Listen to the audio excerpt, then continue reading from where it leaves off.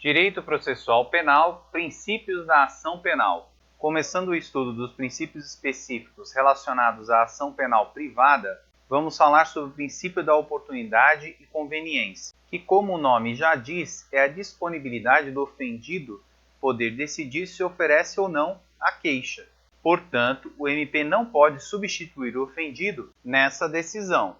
Os fundamentos desse princípio são declarados no artigo 30 do CPP e no artigo 100, parágrafo 2º do CP, quando diz que o ofendido caberá intentar. E no artigo 30 do CPP ele fala que ao ofendido ou a quem tem a qualidade para representá-lo caberá intentar a ação privada. Já no artigo 100 do Código Penal ele fala que a ação penal é pública, salvo quando a lei expressamente a declara privativa do ofendido. E o parágrafo 2º arremata, dizendo que a ação de iniciativa privada é promovida mediante queixa do ofendido ou de quem tem a qualidade para representá-lo. Com relação ao momento em que esse princípio é exercido, é antes do oferecimento da queixa ou representação, que é quando ainda existe direito a ser exercido. Em relação aos meios de uso do princípio da oportunidade e conveniência, é possível o ofendido utilizar-se da decadência ou da renúncia.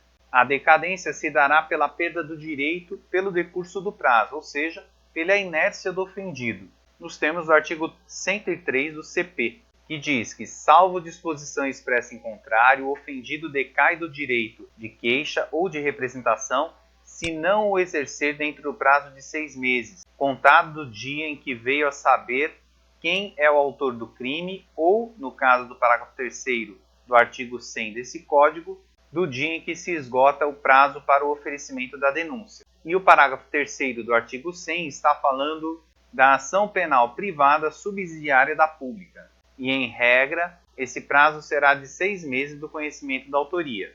Já no caso da renúncia, será uma desistência unilateral do direito do ofendido de representar ou promover a queixa, nos termos do artigo 104 do CP, que diz que o direito de queixa não pode ser exercido quando renunciado expresso ou tacitamente. E o parágrafo único diz que importa a renúncia tácita ao direito de queixa a prática de ato incompatível com a vontade de exercê-lo. Não a implica, todavia, o fato de receber o ofendido a indenização do dano causado pelo crime. E temos que lembrar que tanto a decadência como a renúncia são causas extintivas da punibilidade, nos termos do artigo 107, inciso 4 e 5 do CP, que diz que extingue-se a punibilidade pela prescrição, decadência ou perempção, pela renúncia do direito de queixa ou pelo perdão aceito nos crimes de ação privada. Embora a gente vá estudar mais detalhadamente esses institutos mais à frente, é importante lembrar que a renúncia pode se dar tanto de forma expressa como de forma tácita. Em relação à forma expressa, ela deverá ser uma declaração inequívoca da desistência unilateral do ofensor.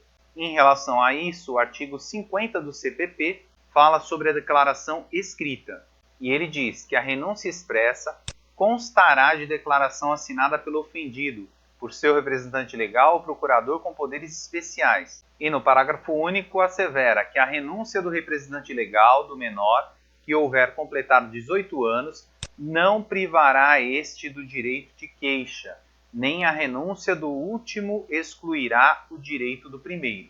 Com relação à renúncia tácita, temos que esta deverá ser qualquer ato incompatível com o querer de responsabilizar o ofendido, salvo, como lemos no artigo 104 do CP, no caso de recebimento de indenização. Este não será considerado como renúncia tácita.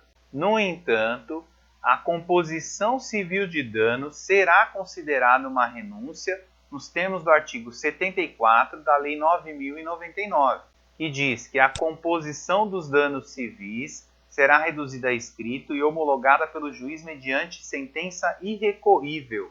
Terá eficácia de título a ser executado no juiz civil competente. O parágrafo único diz que, tratando-se de ação penal de iniciativa privada ou de ação penal pública condicionada à representação, o acordo homologado acarreta renúncia ao direito de queixa ou representação. Portanto, embora o recebimento de indenização não seja renúncia tácita, a composição civil de danos, ainda que somente homologada pelo juiz, será considerado como renúncia, obviamente que na modalidade expressa.